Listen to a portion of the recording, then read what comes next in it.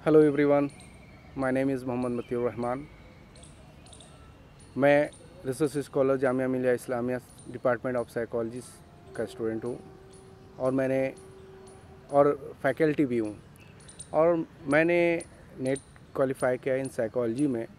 तो मैं आपसे अपनी एक्सपीरियंस को शेयर करूँगा कि मैंने क्या गलतियाँ की थी और उसके बाद मैंने इस गलतियों को किस तरह सुधारा और फिर मैंने इस नेट क्रैक की। मेरी सबसे ज़्यादा मैंने जिस चीज़ों को अवॉइड किया था, जिस पेपर को अवॉइड किया था वो था पेपर 1। लेकिन बाद में मुझे ये रियलाइज़ हुआ है कि अगर पेपर 1 में अगर हम लोग कमज़ोर होंगे तो नेट क्रैक करने में परेशानियाँ होंगी।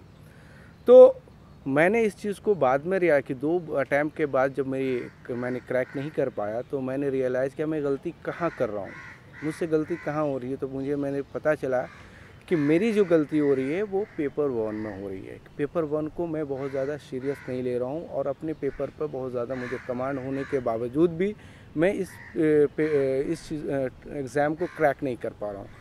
तो मैंने बाद में इस चीज़ की जब रियलाइज़ हुई तो मैंने एनालिसिस की कि कौन सा पोर्शन मुझे ज़्यादा मेहनत करने की ज़रूरत है पेपर 1 में।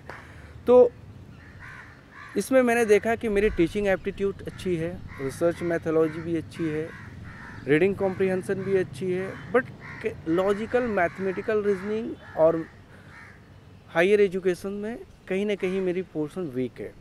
तो मैं ये एनालिसिस तब मैं कर पाया जब मैंने प्रैक्टिस सेट पर अपनी प्रैक्टिस स्टार्ट की।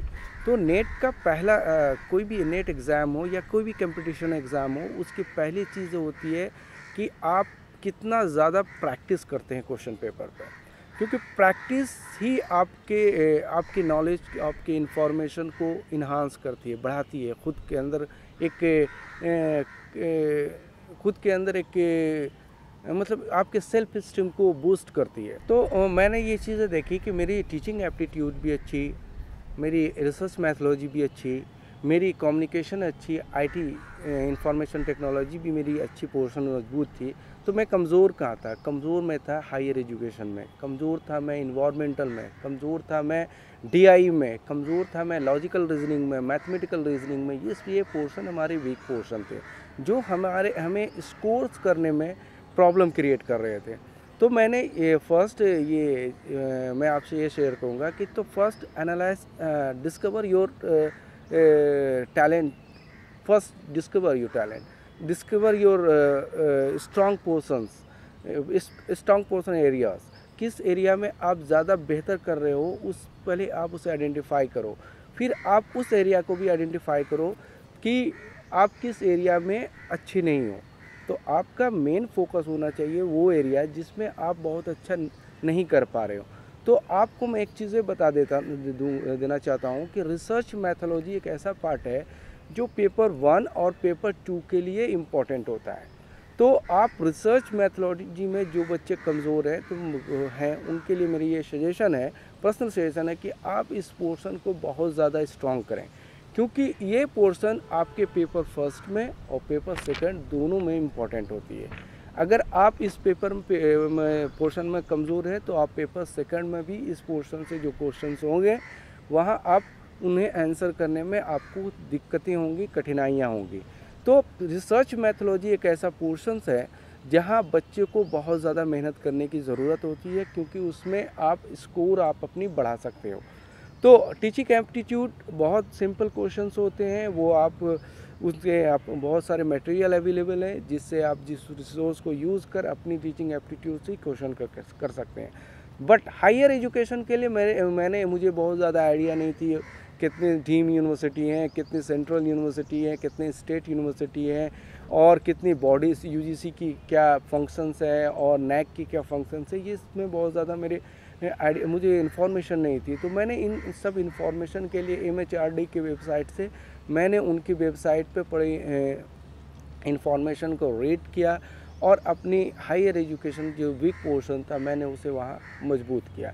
और सेकंड चीज़ थी लॉजिकल रीजनिंग में प्रैक्टिस, सिर्फ प्रैक्टिस, क्योंकि वहाँ पर मैं अगर उसे समझ गया लेकिन मेरी प्रैक्टिस नहीं है तो हो सकता है कि मुझे उस सॉल्व में करने में काफ़ी वक्त लगे। तो नेट एग्ज़ामिनेशन में एक सबसे बड़ा एक फैक्टर भी होता है, वो है टाइम फैक्टर, क्योंकि टाइम को मैनेज करना बहुत इम्पॉर्टेंट होता है, तभी ज़्यादा क्वेश्चन आप अटैम्प्ट कर पाते हो। तो आपको लॉजिकल रीजनिंग में अगर आपके लॉजिकल रीजनिंग की में प्रैक्टिस नहीं करेंगे तो आपको ज़्यादा से ज़्यादा कठिनाइयाँ परेशानियाँ होंगी उसे सॉल्व करने में। तो और एक चीज़ है कि डीआई को मैं कहूँगा कि डीआई आप उसे डेटा इंटरप्रिटेशन अगर वो इजी लग रही है, अगर आप उस सॉल्व करने में सक्षम हैं तो ही उसे आप टच करें, अदरवाइज़ उसे लास्ट के लिए छोड़ दें। पहले वो क्वेश्चन को अटैम्प्ट करें जो आप उसमें अच्छा कर सकते हैं, आप उसे स्कोर कर सकते हैं। अगर डीआई अगर आपने टच कर लिया तो हो सकता है कि डीआई कुछ लॉजिकल क्वेश्चंस होते हैं उसमें, उसे सॉल्व करने में काफ़ी वक्त लग सकता है। तो प्लीज़ अवॉइड करें उस पोर्शन को, क्योंकि आपके टाइम भी कीमती है। क्योंकि कोई भी एक कंपटीशन एग्जामिनेशन स्ट्रैटेजी पर आप क्रैक होती है, ना कि बहुत पढ़ने से क्रैक होती है। अगर आपके पास बेहतरीन स्ट्रैटेजी है, बेहतरीन तरीके से आप क्वेश्चन सॉल्व करने की कैपेसिटी है, तो आप अच्छे स्कोर कर सकते हो कुछ पोर्शन छोड़ने के बावजूद भी। तो कुछ बच्चे डीआई में कमज़ोर होते हैं, तो डीआई को मैं उस बच्चों के लिए कहूँगा कि आप डीआई वाले पोर्शन को छोड़ दें। आपको 80% मार्क्स कवर करनी है। अगर आप 80% फर्स्ट पेपर में कर लेते हैं तो आपको पेपर 2 में अगर थोड़ी बहुत कमज़ोरी रह जाती है तो वो पेपर आपके दूसरे पेपर को बैलेंस करता है और आपके स्कोर को बढ़ाता है। तो पेपर 1 में मार्क्स उठाना बहुत इजी है, बहुत टफ क्वेश्चंस नहीं होती है, प्रैक्टिकल लाइफ से क्वेश्चन होता है। और रीडिंग कॉम्प्रिहेंशन आप तो बचपन से ही करते आ रहे होते हैं, क्योंकि स्कूलिंग में भी हम लोग रीडिंग कॉम्प्रिहेंशन टाइप के क्वेश्चंस हम लोग सॉल्व करते हैं।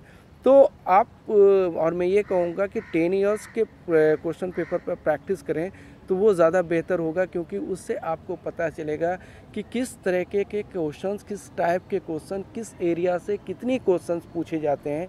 इन सब चीज़ों का आइडिया अगर आपको क्लियर, आपके पास नॉलेज है, आपके पास उसकी इंफॉर्मेशन है, तो आपको अपनी स्टडी प्लान करने में, स्ट्रेटजी बनाने में आपको बहुत ज़्यादा हेल्पफुल होगा। तो मैं ये कहूँगा कि आप अपनी कमज़ोर एरिया पर ज़्यादा वक्त दें और साथ साथ अपनी टाइम मैनेजमेंट को भी ख्याल रखें, क्योंकि बहुत सारे बच्चे टाइम मैनेजमेंट की कमी होती है। और कुछ बच्चे की गलतियां ये होती है कि वो अगर फर्स्ट अटैम्प्ट एग्ज़ाम दे दिया तो उसके बाद वो रिलैक्स में चले जाते हैं। तो मैं उस टाइप के बच्चों को, उस तरह उन लोगों से मैं एक कहना चाहूँगा, ये मेरी तरफ से पर्सनल मैसेज है कि आप अपनी स्टडी को डिसकंटिन्यू नहीं करें, अपनी स्टडी को कंटिन्यू रखें। क्योंकि हर एवरी 6 मंथ में ये नेट एग्जामिनेशंस होती हैं और बहुत कम वक्त मिलता है। आफ्टर एग्जामिनेशन 4 to 3 मंथ मिलते हैं, फिर ऑफिस के फॉर्म ओपन हो जाते हैं। तो कुछ लोग करते हैं कि एग्जामिनेशन दे दिए, वो रिलैक्स में चलेंगे, 2 मंथ 3 मंथ स्टडी स्टॉप, फिर फॉर्म फिल करेंगे, फिर स्टडी आप फिर दोबारा से स्टार्ट करेंगे। तो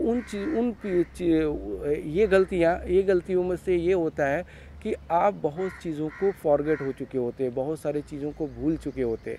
आपको फिर से रिहर्सल करनी पड़ सकती है, फिर से बहुत ज़्यादा मेहनत करनी पड़ सकती है।